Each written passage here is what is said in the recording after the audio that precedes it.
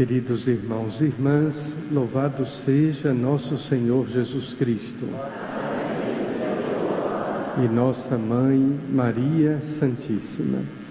Minha saudação sempre afetuosa a Padre Zenilson, como também ao Diácono Jerônimo, a cada um de vocês e de forma muito particular àqueles que rezam conosco através do rádio, dessa transmissão, quer pela Rádio Jornal, quer pela Rádio Canção Nova. Muito oportuno, aliás, oportuníssimo, que esses textos do 30º domingo, 32º domingo do tempo comum, estejam assim tão próximos do dia de finados, pois nosso Deus não é um Deus dos mortos, mas é um Deus dos vivos. Essa é a resposta chave, final, que Jesus dá aos saduceus, aqueles que discutiam com ele no templo sobre este importante tema da ressurreição. Na verdade, Jesus já vinha discutindo no templo de Jerusalém desde os 12 anos de idade, não pela cronologia da sua infância, mas pela teologia da sua missão. Pois exatamente as 12 tribos de Israel seriam recompostas pelos 12 apóstolos, e por isso a Igreja Católica é apostólica. Mas esse tema da ressurreição é um tema tão importante, tão fundamental em nossa fé, que Tertuliano, um dos primeiros padres do cristianismo primitivo, costumava dizer repetidas vezes: é pela fé na ressurreição que muitos são cristãos, e são cristãos pela ressurreição. Ou seja, eu sou cristão porque eu creio na ressurreição. E é a fé na ressurreição que faz com que eu seja cristão. Não é sem porquê, não é apenas um aspecto organizativo, que em nosso credo, na profissão de fé,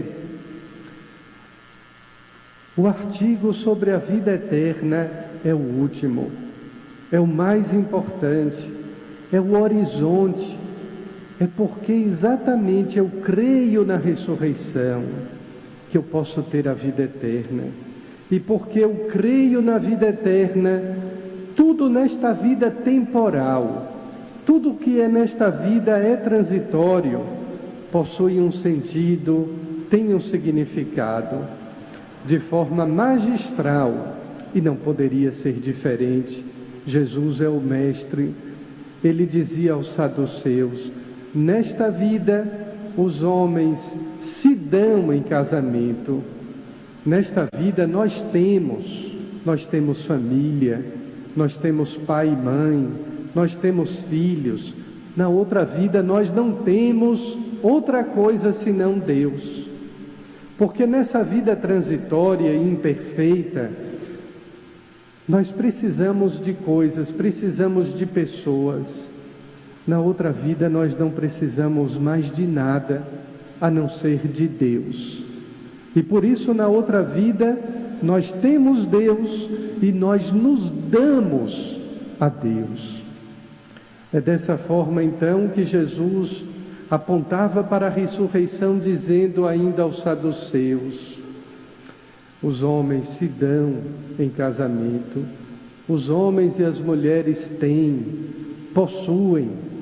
No entanto, nosso Deus não é um Deus dos mortos, é o Deus de Abraão, é o Deus de Isaac, é o Deus de Moisés.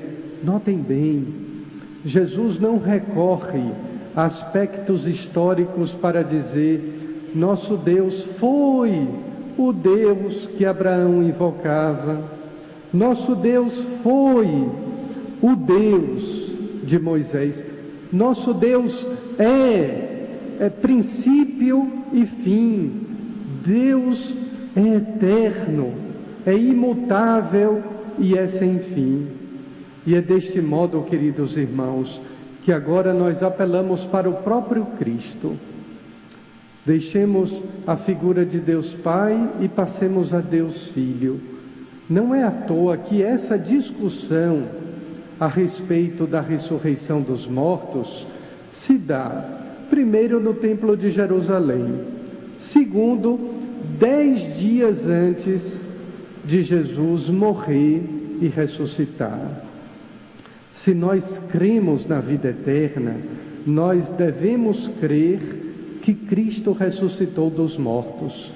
Esse é princípio básico da nossa fé.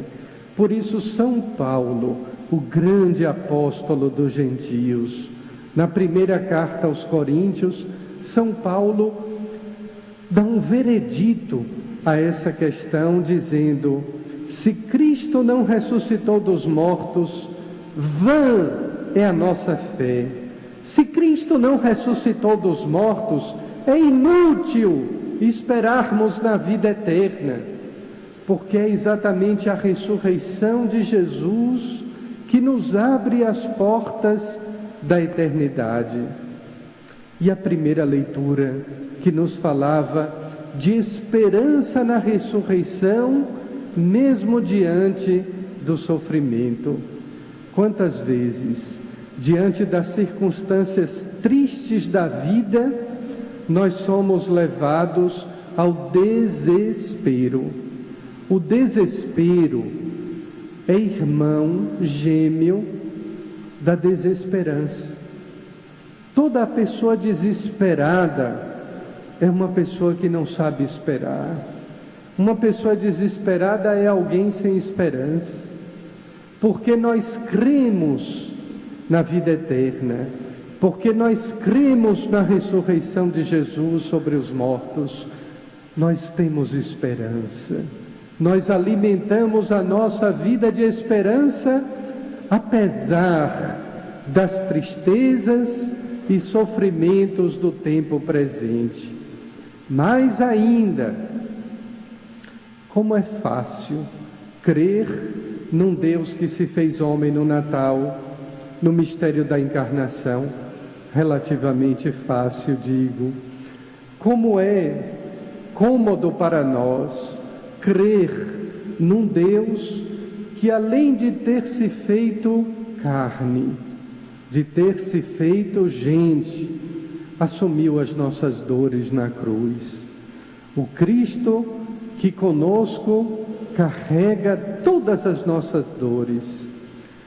Porém, queridos irmãos e irmãs, prezados ouvintes, é necessário crer na ressurreição, porque o corpo glorioso de Jesus será um dia também o nosso corpo glorioso. Ou, em outras palavras, este nosso pobre corpo mortal, cujo dia de finado sábado estivemos a celebrar nos cemitérios vários das nossas cidades, aquele corpo que se decompôs, aquele corpo que não tem mais beleza alguma, esse corpo se unirá um dia em alma, em nossa alma estaremos unidos ao corpo glorioso de Cristo ressuscitado no último dia. No último dia. Por isso, não é apenas falta de catequese, é ridículo, beira ao ridículo ouvir um cristão dizer diante da morte de alguém que alguém virou estrelinha. Isso é para criança, e nem criança da catequese. É tolice algum cristão dizer que o seu parente que morreu já contempla a glória de Deus. A glória de Deus nós contemplaremos no fim dos tempos, no último dia, quando o Cristo ressuscitado vier então dar o termo, a conclusão a todas as coisas, inclusive ao purgatório. Se a nossa vida não possui o horizonte da eternidade, da ressurreição dos mortos, Então não existe sentido esperar. Esperar em quê? Ter esperança em quem? Se o futuro já está predeterminado com a morte. Mas porque eu espero a ressurreição dos mortos, porque eu tenho esperança na vida eterna, então todos os meus dias possuem um sentido não apenas da espera, mas também da construção, da participação no reino de Deus, no corpo glorioso e ressuscitado de Cristo. E é por isso que não apenas eu espero, mas eu trabalho, eu faço bem, eu perdoo, eu dou sentido à minha vida através do amor. É porque eu tenho essa esperança, parafraseando os macabeus da primeira leitura, que eu não apenas luto pelas coisas terrenas. Lutar por saúde, por educação, é muito bonito, mas é uma luta política. Eu luto pelo céu, eu luto pela eternidade, eu luto pela minha salvação. Essa é a minha esperança, essa é a minha luta. Esse deve ser o caminho de todo cristão. Queridos irmãos e irmãs, nada mais bonito do que olhar o Cristo que na cruz venceu a morte. Nada melhor do que olhar o Cristo crucificado, que em seu corpo glorioso assume a vida, mas assume também a alma de todos nós cristãos, para que um dia, na ressurreição dos mortos, na vida eterna, a gente possa cantar aquele hino bonito de uma melodia antiga da nossa igreja chamada Eu Quisera, mas um hino bonito, belíssimo, escrito por um conterrâneo meu, um padre baiano, que dizia: já me anima a doce esperança de um dia na glória te ver. Essa é a doce esperança de todos nós cristãos. É o que nos anima dia após dia. É o que nos anima nos momentos difíceis, nas dificuldades. É o que nos anima diante do sofrimento e da tristeza, para que não demos lugar ao desespero nem à desesperança. Já me anima a doce esperança de um dia na glória te ver. Amém.